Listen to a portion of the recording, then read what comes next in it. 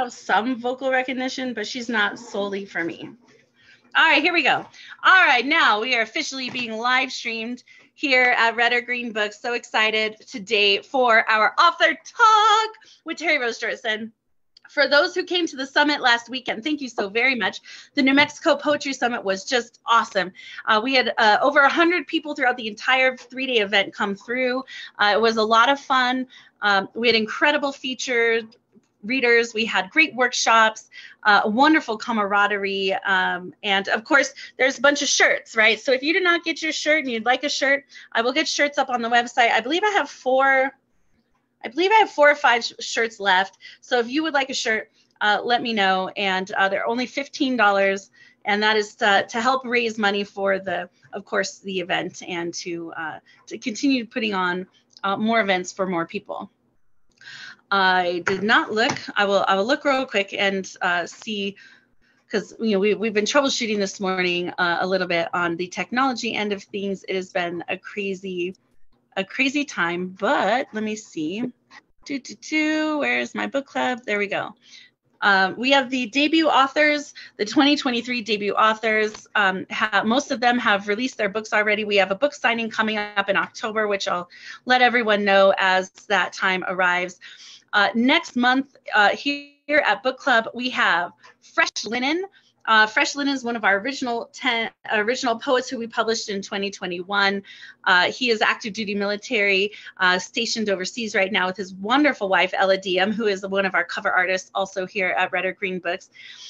He put a poem in American Graveyard, Calls to End Gun Violence, and that poem he made a short video, like a short movie too. And the short film has been now is in consideration for a number of very prestigious film awards. So we wish him all the best for that. Keep your eyes and ears open. And any announcements we have on that, we will definitely be posting on our website. Yes, that would be awesome, Shaki. Wait, how'd you forget your shirt? Did you forget it in New Mexico, or it's just still packed up where you're at? I hope you didn't forget it here. I don't know where it is. But yes, thank you, Nancy, for being here. That was awesome. All right, so today we have Chameleon Chronicles, Words Never Spoken, by the great Terri Rose Jertson. She was part of our 2022 debut poets launch. Artwork by Shane Maynor with Guerrilla Poets. It is an incredible book. It has all kinds of fun stuff in it. It's got found poems, blackout poems. It's got some of her artwork, some of her photography. It's a very interesting book. So, you're not going to just get poetry. You're going to get a lot of other fun things too. It's a very, very fun book to read. And of course, during the month of Author Talk, there's a $5 coupon for that book in the month that it is being featured. So the entire month of September, you can get this book for only $10 plus shipping and handling, and she'll send it to you. So you do not want to miss. And the coupon code is spoken, SPOKEN. So you go to the website,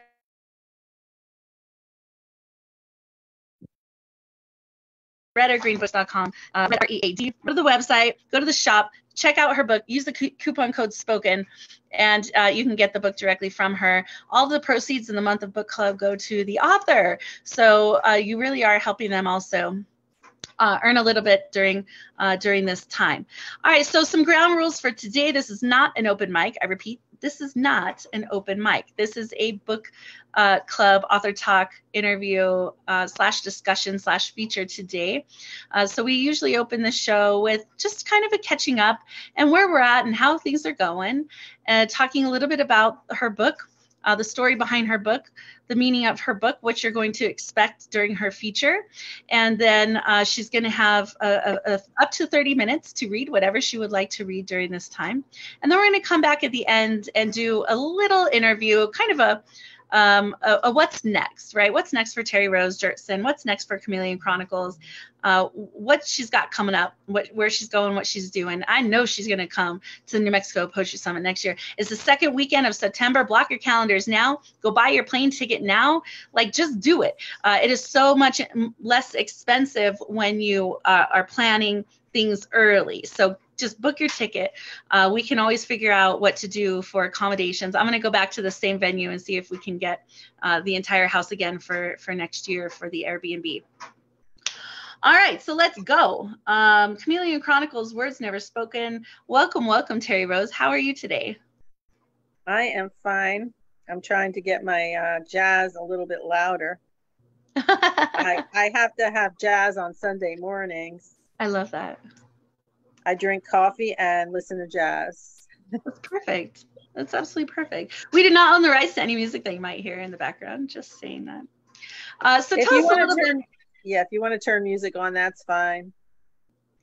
Tell us a little bit about yourself, where you're from, a little bit about who Terri Rose Jertson is, and tell us a little bit about Chameleon Chronicles, your concept behind the book, really how you got started with the book and what people are going to expect when you do your feature.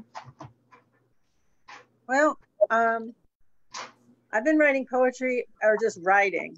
I didn't consider myself to be a poet at all before I started this journey. I just enjoy writing for a therapeutic reason, or when I was in school, I had to write, essays or whatever was the assignment. But I got into journaling and writing a diary from a very young age. I mean, from almost as soon as I learned how to write. I guess my mother got me a journal or a diary. So I was always dear diarying this and dear diary that. And I actually have the diary, the first diary I ever wrote. I have it in my possession. And I was going through it one day, and some of the stuff in there is hilarious. So I don't know if I should actually try and publish that thing or what, but that could be something that's in the future. And it could be like for children because, obviously a child wrote it. So that would be something interesting to explore. I do want to do a chapbook of Halloween, like scary horror poems. But before I get into all of that, I mean, most of the people here know me, but other people that are listening in may not know me. I reside in New Jersey. I'm kind of a housewife, but I work. I have a full-time job, and I work in recovery, and I help mothers who are pregnant, who are in addiction of some kind, or who have been struggling with some kind of addiction, get free of their addiction, get treatment, and get to a point in their lives where they can be living their best lives with their children without, the goal is no government like agency involvement. And also the goal is to get them independent, where they can be, using whatever programs that are out there to help them get, financially stabilized, mentally stabilized, and just ready to do the thing, that they need to do, which is being a parent. Because in order to get into the program, you have to be pregnant. Like you could actually be on the table having the baby and sign the paper saying you can be in the program. It can be that close. We don't actually have to go that far to that extreme, Bill, though I think some people have been considering it lately because the enrollment's been a little off. Well, so we're looking for ways to kind of get people to know about this program. And then as long as we're working with the family, we work with whoever wants us to help them. So it could be a partner in the family along with the mother. It could be, a relative that they live with that needs some extra help with something. I mean, we open, our doors up to all of that. And then we're involved with them until the baby turns 1 year old. And then after that, we move them on to another program if they want that, or if not, if they're stabilized, then we just, whatever they want, that's what we try and do. So some of my poems or during the last 2 years have been about some of that, like maybe, my work in that field. And as a person who is a peer, meaning that I've had my own struggles with addiction and alcohol and other substances. I mean, I have some recovery time. I have like 17 years recovery time. So I have that. Some of my work's about that. And then just being a mom and a dog owner, I have, written about my dog numerous occasions. And the artwork inside the book is mine. So when I was I guess back in, my high school years going into college, I was considering just doing that full time, just being an artist. I did try to pursue it. I did go to college in New York City, an art college. But I guess I felt like I wasn't good enough to be there, imposter syndrome, and then other things in life, like getting pregnant, came into came into my life. So around that time, I guess I was okay, I can put this off for a while. You know how we put off our dreams. So, I try not to put off my dreams now, because I really, being older now in life, I really don't know how much more time I'm going to have left to make my dreams come true. So one of the things I made sure that I got on that bucket list accomplished was getting out of the country and going to Europe. So this is my third marriage that I'm on. So that's another thing. I have a series of marriage poems in here, and what, being married can be like. So we actually got out of the country. We went to Paris, we went to Switzerland, we went to France. I mean, we did the country trip, and it was just wonderful, just beautiful. So I love hearing everyone's background, right? Because we now at Red or Green Books, we've published over 200 people, and they're from all over the world, from all different walks of life, experiences, ages, ethnicities, religious beliefs. Like, it's just so incredible, right? That there's such a melting pot of people. People who are poet laureates, people who have no experience but started writing during COVID, right? So it's such an incredible array of backgrounds, and it's so exciting to hear what you do, like who you are and what you do, because it's very different, I think, than a lot of other poets, but also very similar, right? You started early in your life, and so did I. And a lot of it working through trauma, and working through just kind of trying to survive being a teenager, and then the angst that goes along with all of that very difficult time in life. So I'm very excited to be on this journey to making your dreams come true as well. A lot of what I tell people here at Red or Green Books is this is legacy work, right? This is heart work, what we do. Yes, we're printing books, but we're making dreams come true as well. It's so important for people to be able to tell their story, because every story is important. It's valid. It should be told. But the best person to do that is the author. And so that's a huge cornerstone of one of our belief systems here at Red or Green Books, to make dreams come true, and the legacy you leave behind, Terri Rose, with your book. I mean, this is something no one can ever take away from you. It's your story, right? And it'll always be there. It's like permanent now. So it's a lot of fun. And then to watch the covers come together, like, I had no idea what to expect for Terri Rose's cover, but when Shane unveiled it, I was like, oh my God, this is such a unique and interesting cover. It's probably one of my favorite covers, because it's just so interesting and different. Like, I could just look at the cover and just study all of the little marks that Shane Maynard did when she was putting the art together on this. So it's definitely a book you want to pick up. Don't forget, the month of September is only $10 for this book. There's a $5 coupon. Coupon code is spoken on the website, so it's practically free, and you get a signed copy from her. So let's go. All right. I'm going to read one of the, since Generalissimo Brian Franco is here, and Generalissimo is another Red or Green Books author, and well, of course, and so is Shaki G. But Generalissimo has a review on the back cover of your book.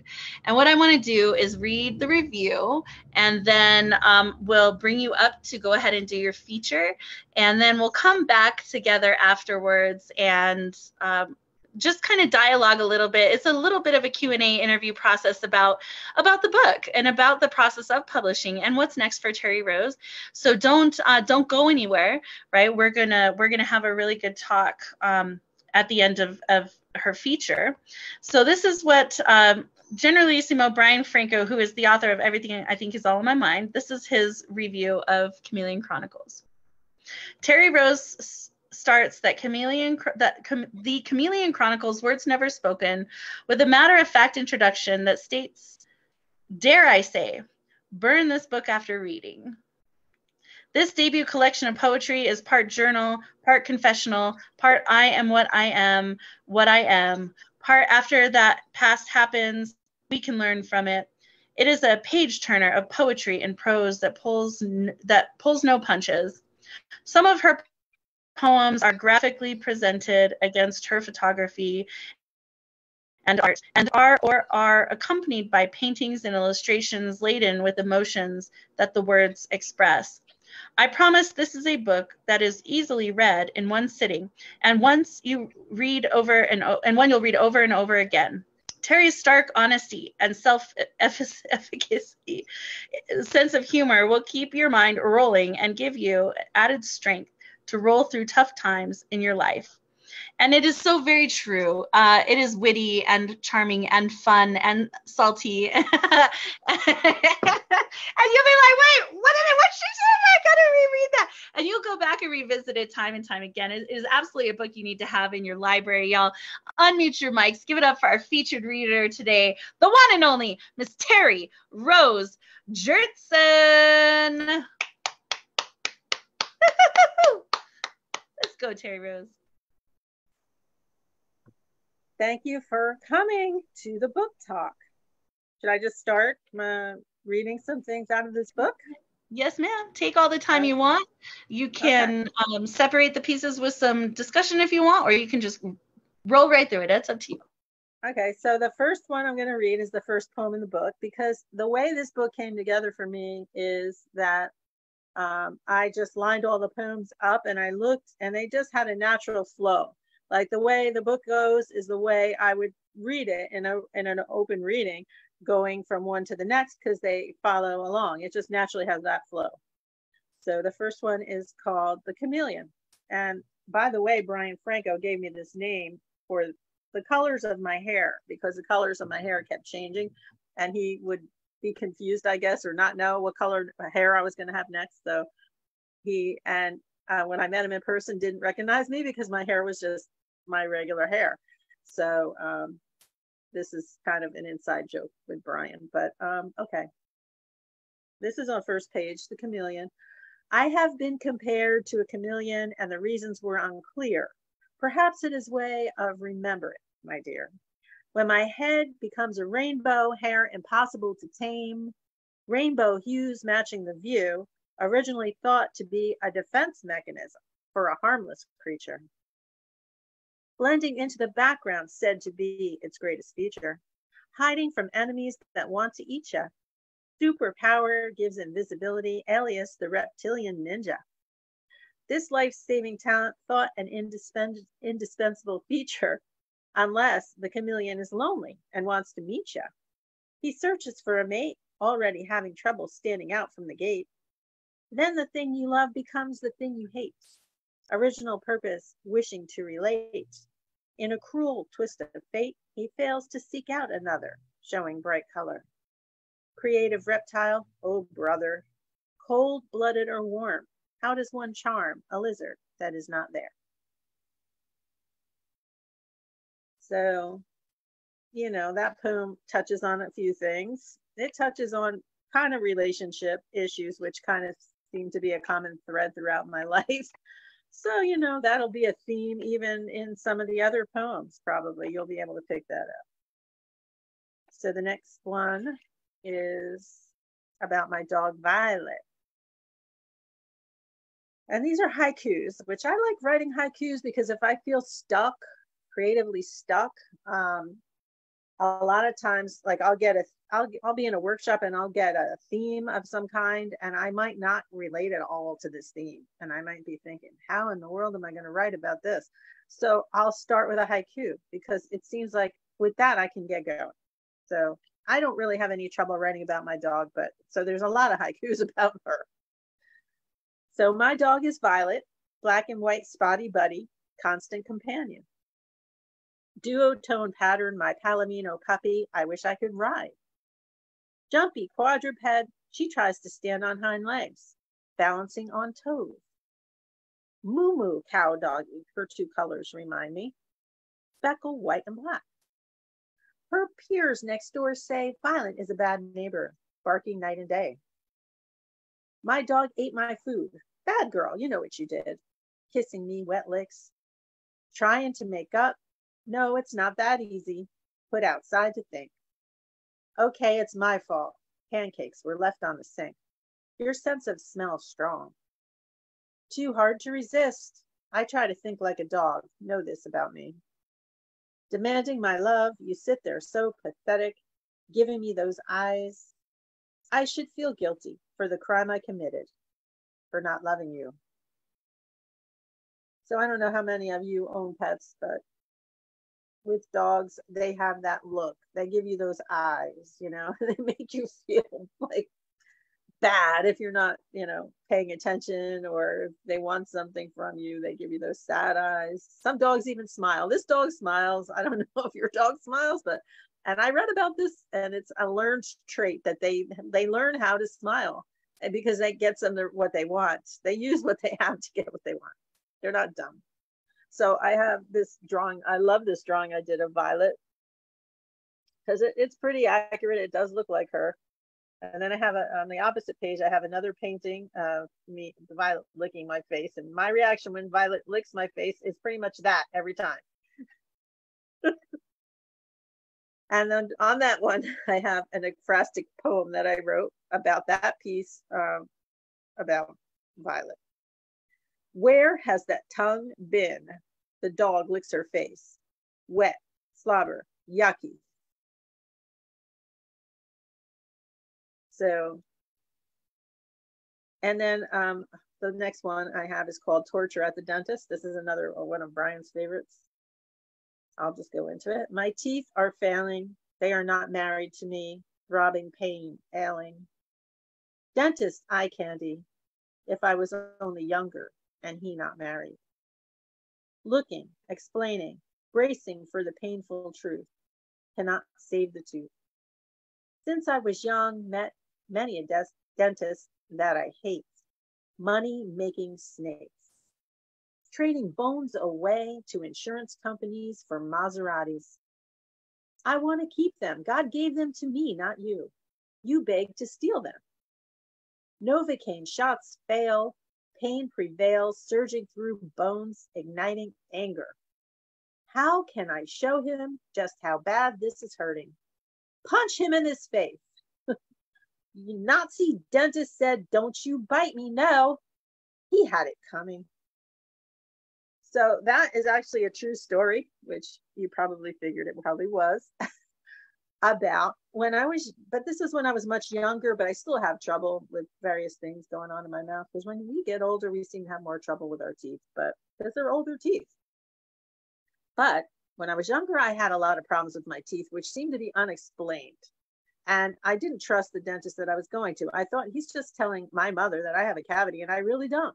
He's just in there trying to make money and pulling, you know, taking my teeth out and putting fillings in. And man, we must have spent a bloody fortune at this dentist. But this story was about this one dentist who was really mean and nasty.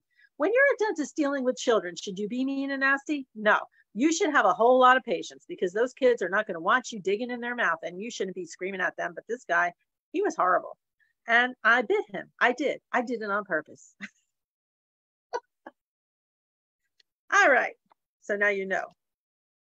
That's a confessional. And I said he had it coming. He did. And this is another poem I wrote about the same guy. He got 2 poems in my book, and that's all he's getting. The white supremacist dentist who hates children. I know he means me harm. No remorse about filling all my teeth with silver. I want to bite his fingers as the stench of death lingers, mercury poisoning entering my bloodstream. He has no worries or cares as I scream. My mom would not hear my pleas not to return there. To this sadistic lair, I am nothing to him, but another victim, a prisoner in the chair. His specialty was drilling and filling. Kids suffered and cried as we were helpless, spirits breaking inside. Victims of a molar killer. Mother trusted doctors' lies, pillar of community while he enjoyed his work. With needles he would maim. He should be in jail for this crime of his ill-gotten gain, getting paid by innocent fools to be mutilated with dental tools. So that's how I really feel about the dentist.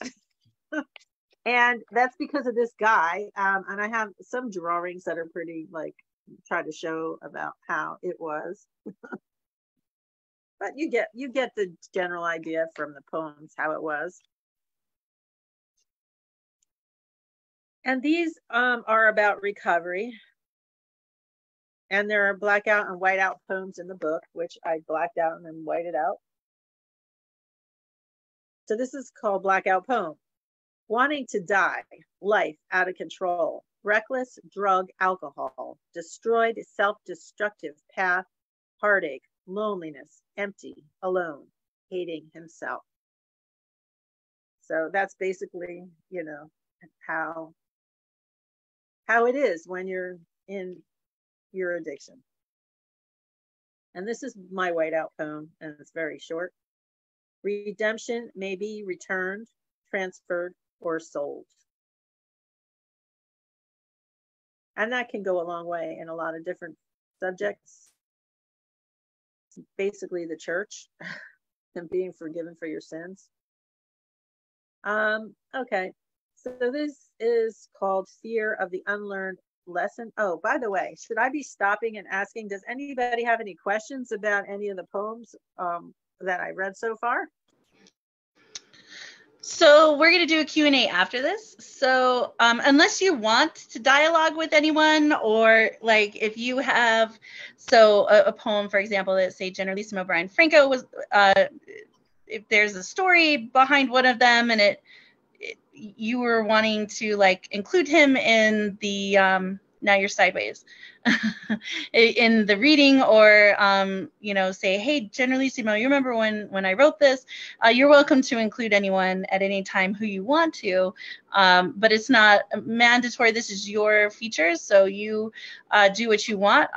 For general opening of questions, I will say, let's table that until you're done, and then folks can ask questions in which you can choose if you want to answer them or not. Okay. All right, so I'll just keep going. I just figured if anybody has any questions, I was going to take a pause, because sometimes, you know, if I read something already in the beginning and it sparks something, and then later by the end, you might have forgotten what it is. But if you have any questions along the way, I guess just stick it in the chat. All right, so Fear of the Unlearned Lesson. I have no lucky underwear. I have no lucky socks. I have no lucky rabbit's foot. I have no lucky frocks. I have no lucky drink. I have no lucky charm. I face my fears head on, regardless of imagined harm. It's clear that fear will pull me from the mud or keep me stuck. My fear of public speaking would have nipped this in the bud. If I let worry get into my head, exotic vacations would remain in books I have not read. Canceled due to fear of kidnapping or robbery. No, girl, that is not me. Watching sermons on TV, a prolific preacher said everyone is scared. But to be successful, forge on ahead. It's okay to proceed afraid. Keeping this wisdom close to my heart has given me the courage for the start. I needed to be brave and step out and join friends who say, sleeping is for the dead. Pushing on, finding strength, accepting fear as an ancient warning instead. Wielding my poetic power to take a stand against injustice and promoting peace. Opened eyes and ears, listening to history's years, repeating itself and knowing this is not the end of the story. Lessons learned and unlearned are doomed to repeat again until the lessons are learned. Yes, that's just about fear, anxiety, keeping you from doing the things that you want to do, and hopefully overcoming that fear and anxiety and just doing it anyway.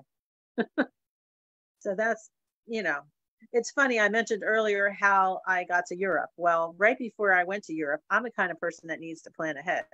So I had to go online and search out everything and everywhere I was planning on going and find out the best way to do this and the best way to do that and the most safe way to do it, not to get robbed. And I got myself so worked up before I even got there that I almost was unable to have a good time.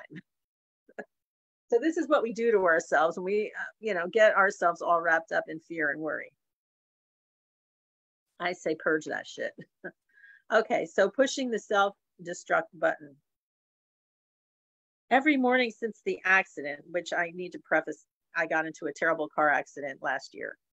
Every morning since the accident, I wake up with a new thought of what it's like to have your life pass before you.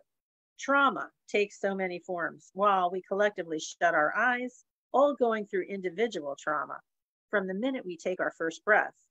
I wonder what the ones who see death approaching while staring it in the eyes say. Stay the fuck out of the box we created. That space where we thought we were safe, but our enemies know where we live.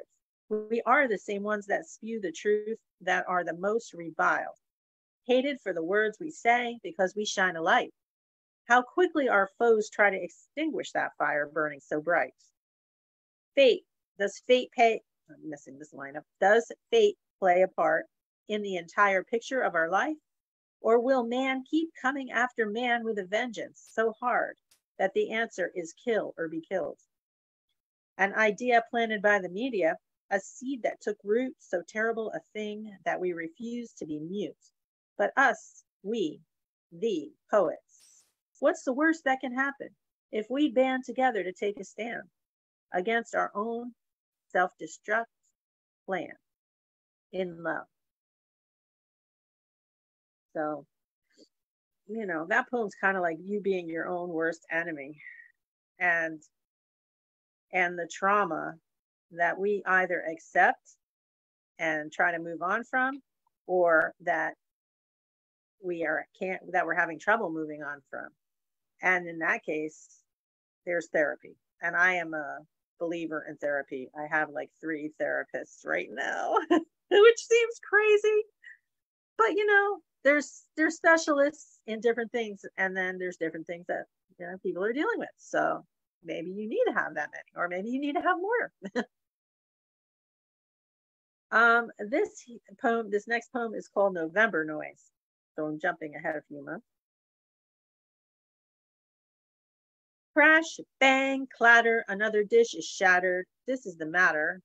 Whenever I ask for help washing plates, careless hands at my request negate without words, dropping to the floor as they quietly roar with surrender, momentarily forgetting that I interpret pretender, passive-aggressive signs that say, you never want me to ask, or expect you to successfully complete such a lowly task. November Noise. So that obviously is about passive-aggressive people who don't want to do jobs around or anything, but this is particularly about washing dishes. So here's the housewife stuff coming in. Yeah, and anyone that purposely goes in there and lets things drop on the floor because they know if you do a bad job, you won't ask again. So that's passive-aggressive behavior, people. All right. America's shameful history. Forced from their lands, pushed out against their will, against God and country, origins, heritage, lineage, home, working years, established genealogy, ancestors honored, sacred burial grounds, native tongue, forced to assimilate, culture lost, massacred, trail of tears. Who has a right to be here? Indigenous people. It is not them. Is it not them who were here before? Go back to the beginning, please make this right. History needs to stop the plight. Displaced peoples are missing their land. Colonizers robbed from them.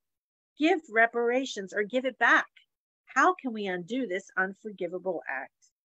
Could we stop celebrating the original people's suffering and Thanksgiving?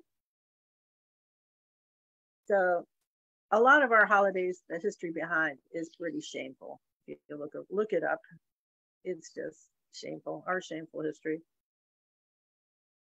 So that's the next one too. It's about on the same theme. Thanksgiving versus Indigenous people. I like holidays as much as the next gal, but when they symbolize colonization and exploitation of people and their culture, we need to reconsider our family traditions. What are we actually celebrating? The turkey, dinners, and days off were a tool used to gaslight the citizens into believing that this was about being thankful for God, family, and good food. Ignorance does not justify this behavior. not now or ever. We need to do better. We know the truth. Question everything that seems too good to be true. And that is a question mark on my page, the way that is formatted. I don't know if you can see that, but I did that on purpose. I like to do them. Forget what that's called, if that's a concrete, because when you make the words make the shape of the thing that you're trying to say, that's concrete. Okay, holiday celebrations. Holiday celebrations signal visitation of cherished family faces who have been excitedly anticipating what was once a yearly festive occasion, where loneliness and isolation were temporarily replaced with lovingly prepared recipes handed down through generations, warm embraces, sparking conversations, recalling fond memories and hopes of brighter days at last, and salutations to those who have passed. So this is just about getting together with your family, which, why do we need to wait for a holiday to do that? Can we just do that? Like, it used to be every Sunday we used to get together and have things. Some families used to do this, have a tradition where they would celebrate their family and just come together and have dinners together. Yes, that's why because some families decided they don't like their families and don't want to see them. That's why we don't do it anymore. And I guess that happened with my family too, because my grandmother, when she was alive, people used to have, kind of respect for that tradition that she would try and set. But as when she passed, that was it. It was done. Okay, so closure. This is about closure. If I have it, then why do I feel this heaviness anchor tied around my neck? Does it make you feel any better? Is it parting ways with no goodbyes? Or is it kicking and screaming your name through hot tear-stained cheeks? Is this why I return to the beach time and time again, hoping to see you in your angelic form, resurrect yourself from your watery grave? Either way, another chapter of life has been concluded, diluted, summarized, with or without your approval. Will we ever see each other again? Will we ever mean that much to each other again? Sometimes the aching in my heart tells me there is still a chance. If not in this life, then maybe the next. I'm a little congested today. I'm feeling a little verklempt. Anyway, so the closure poem is about a friend of mine who passed away. And he actually died in a plane crash into the ocean. So this is why I'm referring to the ocean in this picture, and why the background of this picture is actually a picture of the ocean. And the actual words I tried to make look like an anchor, but I don't know if I succeeded on that one. Okay, so this is about letting go of pain. It's called Pathway to Peace. Leaving the pain behind, letting go of pain, bringing new freedom, letting go of anger. What good is there in holding on to that? Letting go of rejection. My time will come when it will come. No use fretting when fate does not move quickly enough for me. I will not keep holding on to this pain. I will keep singing this refrain, reframing pain until pathways to peace are all that remain. So it's kind of like a mantra that you want to just keep saying to yourself to help you like get over something. After that, I have a tanka, or yeah, that's how you say that, right? Tanka, which is just a type of a haiku that's a little bit longer. And this is called just tanka. It doesn't have a title other than that. My love ebbs and flows far beyond failure and fear. I stand unafraid. Generational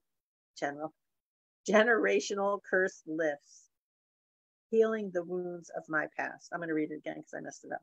My love ebbs and flows far beyond failure and fear. I stand unafraid. Generational curse lifts, healing wounds of my past. So I don't know about you, but there's a lot of generational curses in my family, and I am just thinking or swimming through these. Hopefully healing on the way. And during the pandemic, I got into writing some really short pieces, 2-sentence poetry challenges that were out there.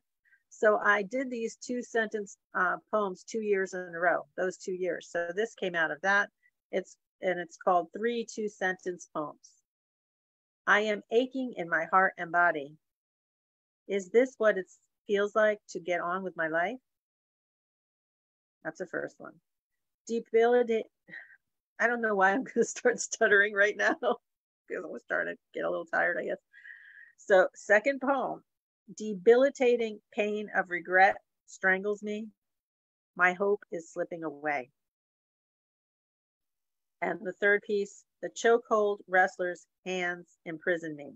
I am unable to break free from this suffocation mistaken for love.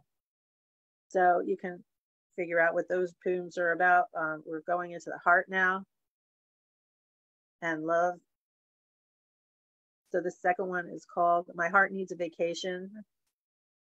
It is not that I am against love. It's just lately I'm on the other side of happy. It is the place where the wreckage of life overpowers any desire to do better. It is the place where you just stop trying. It is usually here where I swear off any persons proclaiming love, and I inevitably go in the exact opposite direction. The dysfunctional pattern repeats itself, forever trying to teach me the lesson that my heart refuses to learn. So that's basically my love life. I hope it's not your love life, but if it is, I'm sorry. And then I tried to swing it up a little bit with the next one. It's my concrete poem section where actually the thing looks like the thing I'm writing about. So this one for Halloween is about Reese's peanut butter cups. And this one here was supposed to resemble a bucket, but there's so many words. I'm not quite sure that actually pulled off, but it is what it is. I could have spaced it a little bit, but I didn't. It is what it is at this point. So concrete bucket list poem. In this new year, I sincerely hope that I get a minute to myself, or I don't have somebody knocking on my door asking me where something is, or a phone call interrupting another phone call, or letting me be able to finish a complete thought. Please stay away. Let me think. I'm overwhelmed. I need to think. I had sincerely hoped that I would have a poetry book published this year. And if it was up to me, maybe it is. Maybe it will be. I'm just putting it out there to the universe. I have a vision plan. I plan to go to Europe. I want to see Italy again. It's where my forefathers came from. I want to go to Hungary. I have an origin story from there as well. I would like to be well traveled. This is my goal. I also want to be able to do this unencumbered with enough money to do it comfortably. This is another goal. Put it on the bucket list, which is already full. So that's how the way I read it, it was how it came into me. I was like, blah, blah, blah, blah, blah, blah. Because it's just overwhelming sometimes. It's just like overwhelming. Even the bucket list is overwhelming. So this one's a little more fun. It's Halloween is not just for children, because it's not. Everybody gets into Halloween now. Reese's chocolate heaven peanut butter cup melting on my tongue, costumes and trick or treat. I am Batman. You can be my sidekick, Robin.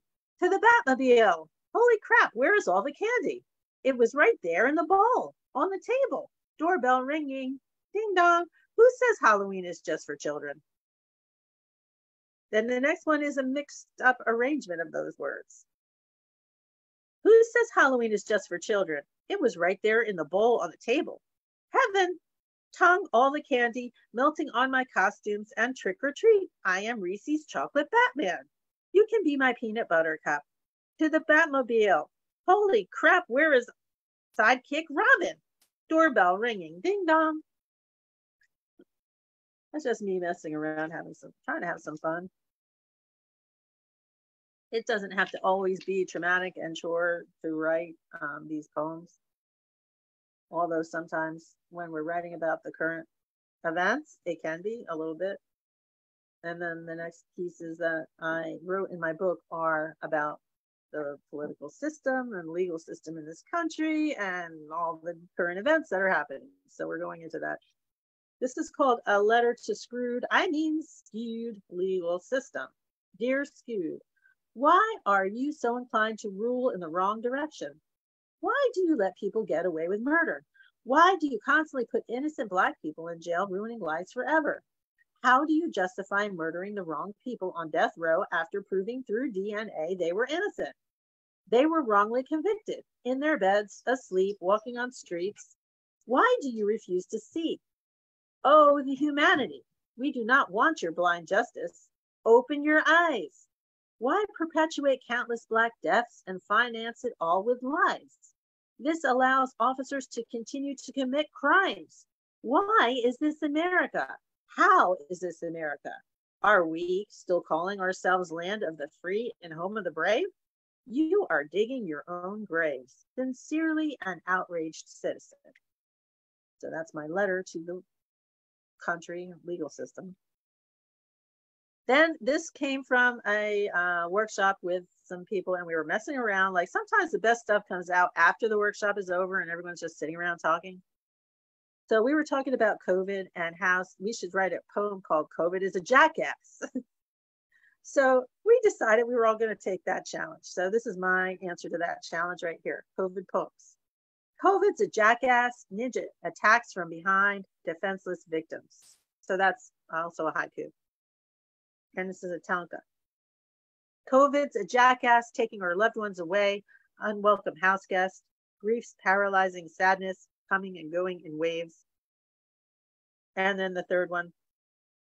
Stay a while, listen to my life, stay a while, hold my place in line, stay a while, press your heart close enough to mine that they drown out this COVID sound. So that last piece was just a poem about COVID and how we still need each other, even though we're in a lockdown. We're in a lockdown, hopefully not going back to that. Now we're moving into the recent homophobia that has taken a hold of this country. Although I think it was always there, I just think they're trying to make like all the progress we made with that, all the homophobia that was happening. I think they're starting to just, I know they're just starting to go backwards with everything and remove all the progress that we made. Why do we want to keep doing this? I don't know, but this is about that. Poked the Bear, it's called. If I have learned anything through the years, it is we are what we are. Science has proved this through DNA. Genes are determined at conception. This is not a choice or faulty perception. This has explained so much as we grow to learn who that is and what we already know. Hopeful to become more of who we are despite you. Please stop trying to impose your fake view and your deception on the young and impressionable minds of our youth. Let them blossom into the souls God made them to be.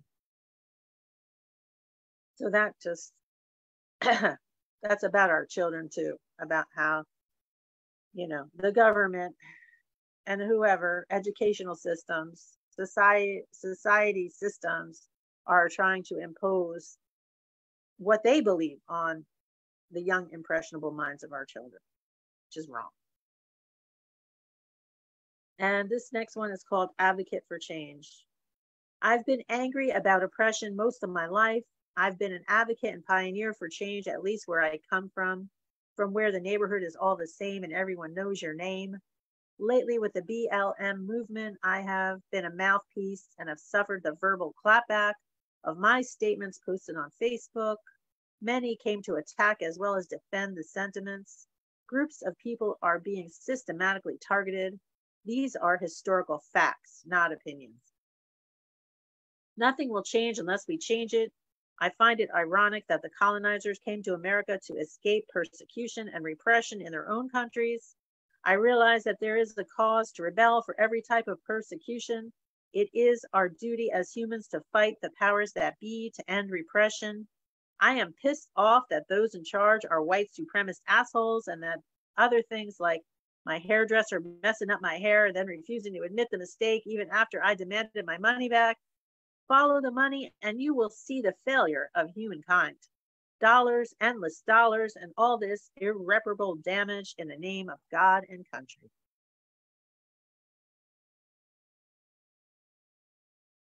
So that's pretty much my philosophy on everything.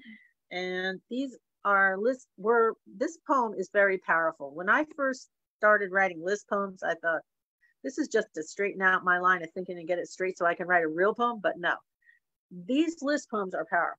So this is one that actually is from 2020. And this is the artwork that I created. And it's a little bit hard to see because the colors that I used in that piece were red, for like red blood stained hands, bringing down that in the painting. So these are my list poem words for 2020. I Can't Breathe, George Floyd, Breonna Taylor, Ahmaud Arbery, white supremacy, Donald Trump, drinks bleach, Joe Biden, BLM, COVID, fear, loathing, racist, looting, prejudice, hatred, sexist, murder, shooting, death toll, disease, unemployment, stimulus, rainbow, ventilator, uncertainty, assistance, shutdown, social distancing, quarantine, pandemic, infection, positive, negative, sick, symptoms, mask, closure, protest marks. That just gives me chills every time I read it. I got chills going up my back. It's just incredible what we have been through in these past 2 years. It just makes me want to cry. I don't want to cry right now, but it just makes me want to. When I read that piece, I want to cry. Okay, 7 cries for justice. And this is these are my haikus for the injustice that is happening during this time. Injustice, George Floyd. I can't breathe. I can't breathe. There is no justice. Breonna Taylor. I raise a cry for justice. Her death, travesty. Murdered while sleeping, no defense, no protection, breaking into homes. No Miranda rights. Shoot first, ask questions later. Gunfights, no insights. Children are dying just watching a football game, caught in the crossfire. Death penalty rules in the wrong place at wrong time, innocent life gone. Young Black man accused, life incarceration lie, wrongly imprisoned.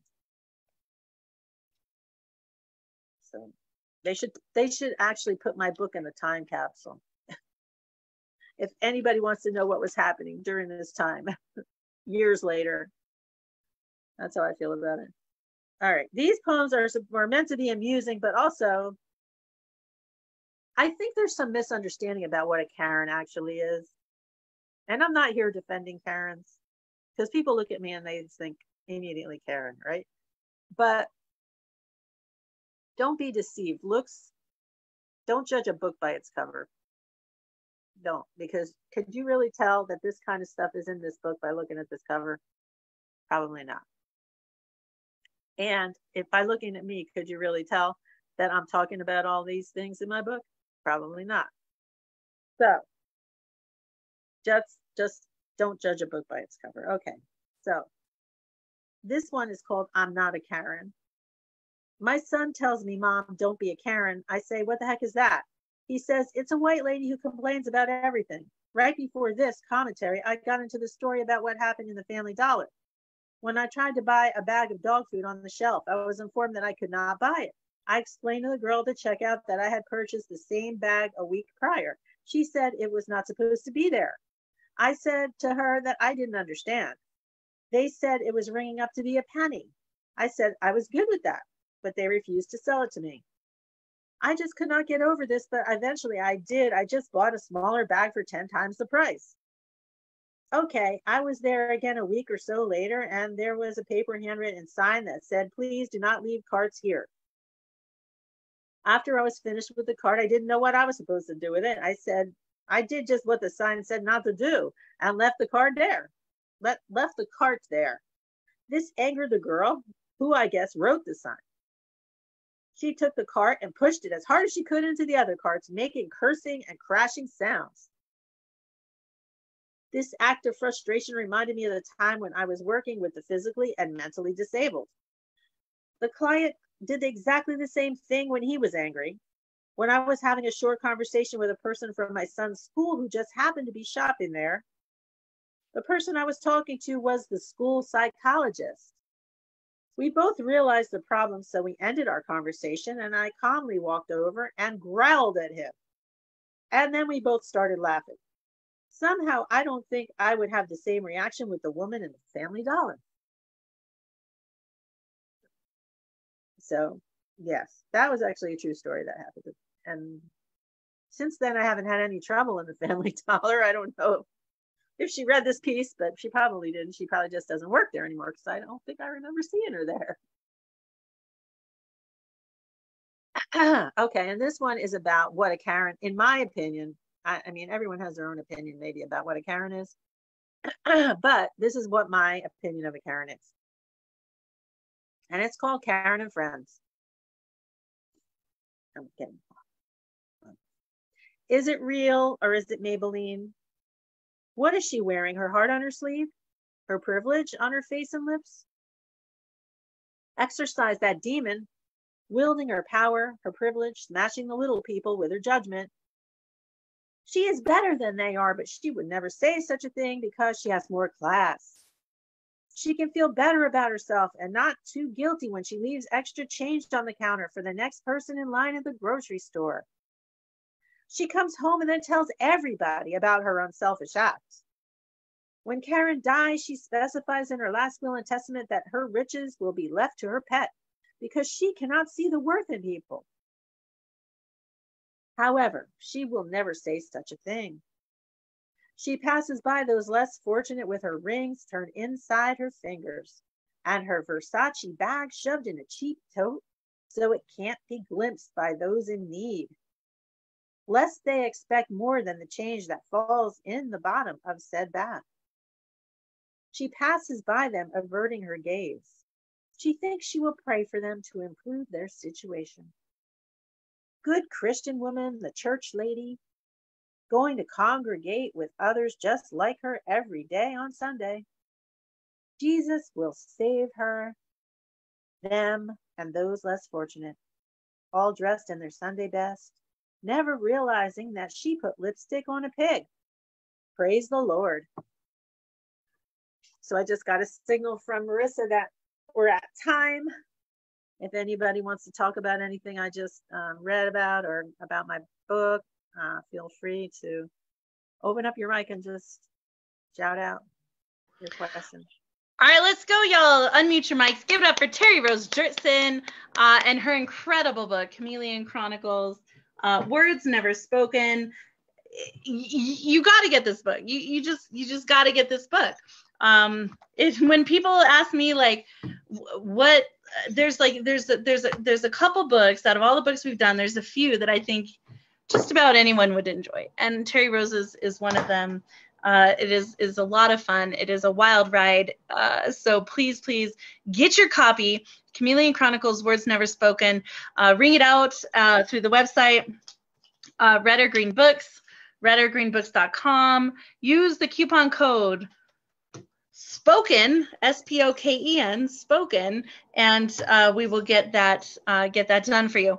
And I know Shocky's in the room, so don't forget, next month is actually Fresh Linen. It's not Shocky G because we had two different spreadsheets and they had different stuff on them, so we mushed it into one. And so Shocky is actually going to be in November. So we got Fresh Linen and then Shocky G for the next 2 months for book clubs. So you can't go anywhere. Wait till the month, get their book. That way they can make the money and you get a signed copy, or don't wait and just go order it now. I know Shocky G only has so many copies still left. So if you want one of those original copies, you gotta hit her up for that. So Terri Rose, like getting to know you has been one of the great joys for me. I'm so excited to have met you in person also. I can't wait for you to come to New Mexico and see things here because it is just so much fun. And you would have had the best time here. Like Terri Rose is one of those people who just has fun everywhere she goes. And you just, if you want anyone to be in your corner when you're at a poetry event, you want her.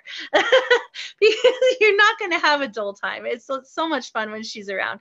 And she's so laid back and she's so interesting that it is so much more fun when you're around. Now I see Generalissimo has his hand raised. I will tell people that you are welcome to ask her anything in the whole wide world that you want. She does not have to answer. So just so you're aware. Now we're sideways again. Just so you're aware, Terri, you do have the opportunity to say no, or I'll talk to you offline, or save that for another day. So don't feel pressured at all to answer anyone's questions, including mine. Generalissimo, what's your question? Well, I guess she went sideways, but she saw my hand go up because she figured I'd ask a sideways question. You know that poem about Miss Violet getting the pancakes from the plate, and you said it was your fault because you left the plate on the.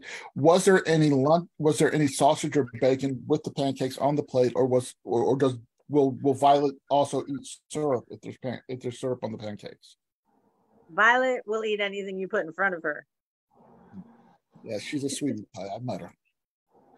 Violet is super cute. And yeah, Terri Rose, for those of us who've been on Zoom for a while and experienced each other, whether live streaming or in closed rooms, yes, Violet makes herself known. And when Violet needs attention, she needs attention. She's like part cat that way.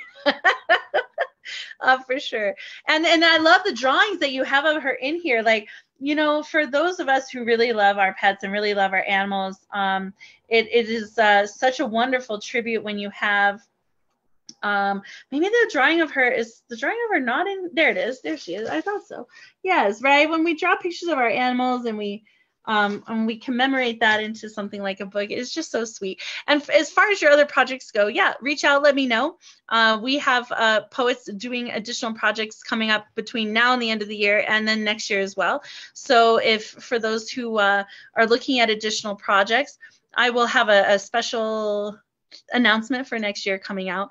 But yes, and like Emily Cordes has a book coming out between now and the end of the year, and she was one of our 2021 poets. So I'm super excited to see people's additional work coming out, things that they're doing, how their work is evolving and changing.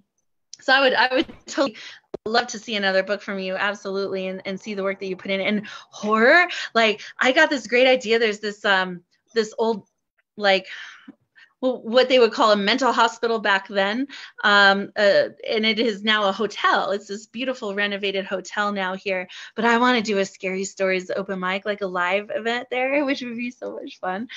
So to do a horror book or like a little chapbook of horror stories would be like Urban Cowboy Poet, but Terri Rose Jertson's horror nights would be so much fun. All right, so what was your favorite thing about making your book? What did you enjoy the most? I don't want to sound funny about this, but I was so happy when it was done. Yeah. Because I felt like it was never going to be done. And even going into it, I was like, is this really happening? Is this really like, I just wrapping my brain around it, that it's actually here and it's in the flesh. And it's like surreal. It's a surreal experience. Just like when I'm out there and I'm meeting people and this is a person that I can reach out and touch now. Whereas before it was a box on my TV screen or my computer screen or something. It's such a weird experience being able to be like, I can wrap my arms around this person and give them a hug, you know, like I want to do. I'm like bear hugging everybody, because it's just, it's hard to just get this concept into reality for me. Like, but that was just the journey of it too, was just like therapeutic, just writing all of these things, putting them together. It seemed like just getting them finally together into one place, that I made that as seamless as possible, just by copy and pasting everything into pages and pages and not having to type everything all over again, because that to me would have been not fun. I don't enjoy typing. I never took typing, and I do typos like I'm like typo queen. So I mean, anything where I can just copy and paste something, I'm like doing it. I'm doing it. So just the process of actually having it completed, that was like the most satisfying thing for me. And I think that, like I tell poets, when you have your manuscript assembled in the order that you want, you're like 95% there. Like really, that's the bulk of all the work, right? And then from there, it's minor things, minor polishing, sharpening, little revisions here and there. But once you get it assembled and in the order you want, like that is the bulk of the work. And it's true when you're like, well, please get it done, right? And once it's done, it's like, I can't breathe, right? And now you get to go work on the next project. It's so very, very true and totally valid, by the way. Yeah. So when I'm juggling like 15 of you, it's like, thank God it's done. It's amplified even more. What do you find was the most challenging part of the hardest thing for you to do when you were publishing your book? I think the hardest thing I had to do was when I reached out for help because the book they don't tell you this, but when you submit the book for publication to the company that's publishing or the printer, there's certain specifications that you need to have. Like if you have artwork in the book and the artwork is not the correct resolution, they send it back to you and they reject it. So a couple of times the manuscript came back rejected because of the artwork. And that to me was just heart crushing because I didn't know how to fix this problem. And I had to reach out for help. And then I did get help with it. But, some of the changing around the resolution also changes around the way that the thing looks. Mm-hmm. And a lot of times once we had to manipulate all the artwork in it, some of the artwork was being altered in a way I didn't really like. Right. So I was like not happy with that at all. I wished it would have just been more seamless of a process. So that was the most difficult part for me. And now because of the changes, and I always tell poets, there are usually going to be concessions on every manuscript, right?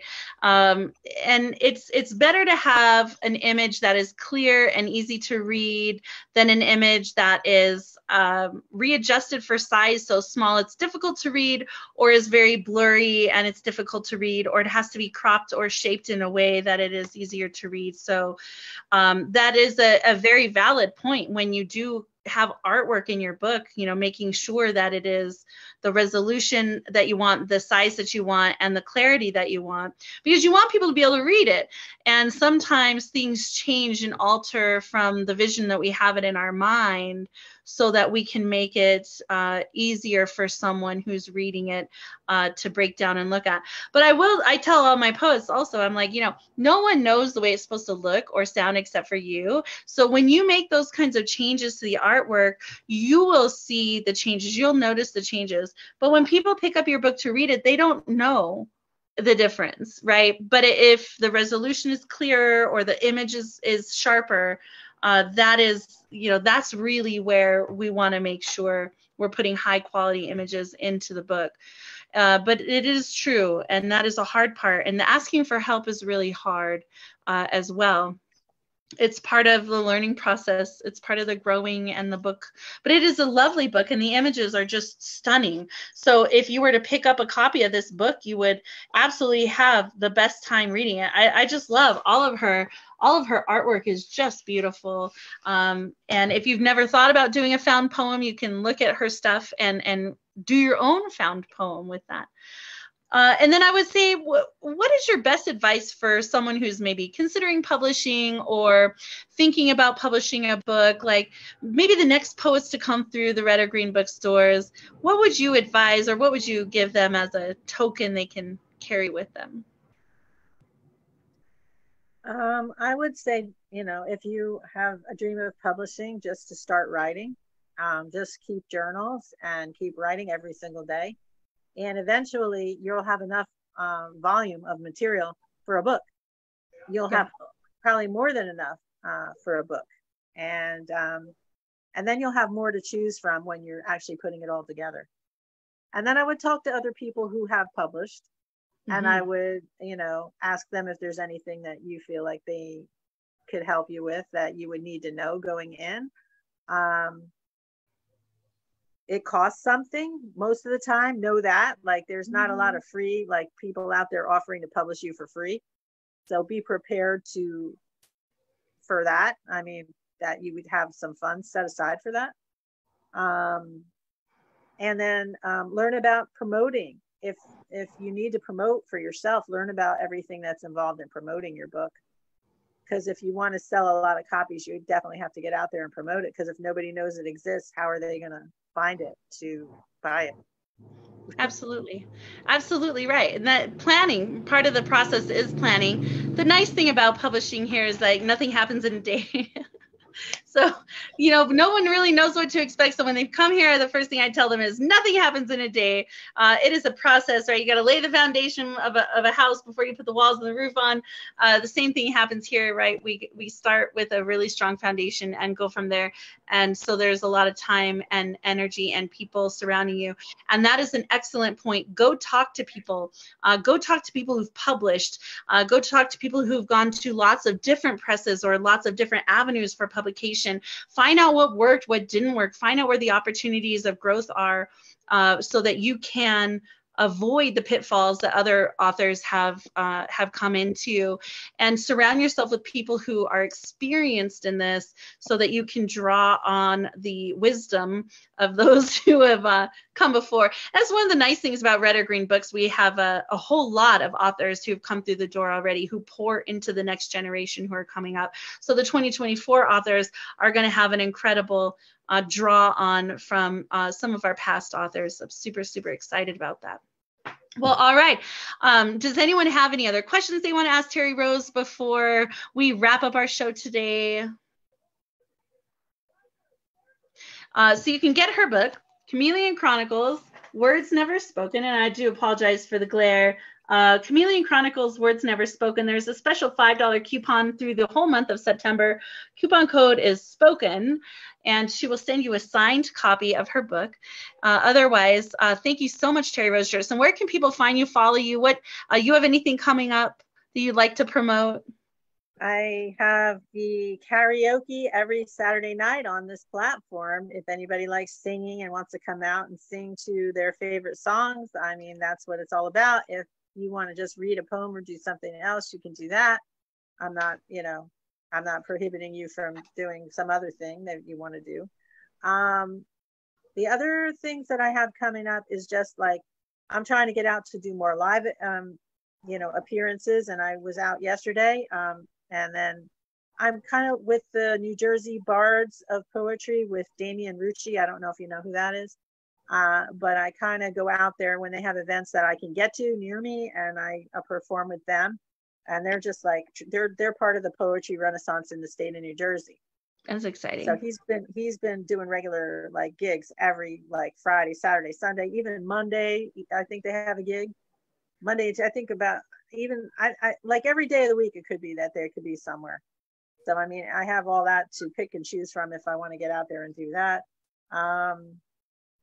And then I'm supposed to be featuring coming up on the Norican Poets Cafe. They're going to start having features, but I haven't heard anything yet about any specific dates for that. And also Michael Moore, who used to do, or is it Thomas Moore? I can't remember his name. The one he used to have a platform every Wednesday night. Christopher Moore. Somebody more. So he has more poetry. It's more poetry and it's a podcast. And I think I'm going to be doing something with him in December. Other than that, I think, if you want to connect with me, it's the Chameleon Poetic on Instagram or Terri Rose Jertson on Facebook. Awesome. Yeah. So not this Saturday, but next Saturday, September 30th. And it's at 9 p.m. Eastern, right? Is the word Yes. is right? Karaoke night with Terri Rose Jertson, the last Saturday of the month. Come. It is not recorded. I don't think it is anyway. So you can come. You can come and sing if you want, read if you want, generally misbehave if you want. It is a lot of fun hanging out with Terri Rose Jertson the last Saturday of every month, and get her book, Chameleon Chronicles, Words Never Spoken. Go find her, follow her, Chameleon Poetic on Instagram, Terri Rose Jertson on Facebook. Hopefully she'll have a website soon because she's just so awesome. And I wanted her to be able to, expand into that. And hopefully we'll see another book from her coming up soon. And otherwise, thank you so much for being here, Terri Rose. It's been a blessing to have you part of this press, part of my life, part of Words Right. I'm so, so excited for this next year coming up. And as always, thank you for being here, for being part of book club and the authors. And I will just see you next time. Okay, thank you. And all thanks right, for everyone. everybody that came out. Yeah, thank you, everyone who came through today. Nancy, Shocky, Generalissimo, Jenny, Squigs. Thank you all for coming through and supporting Terri Rose. We'll see you next month right here. Same place, same time, except October. Same link every month with Fresh Linen and his book Before the Streetlights Come On. Bye, everyone.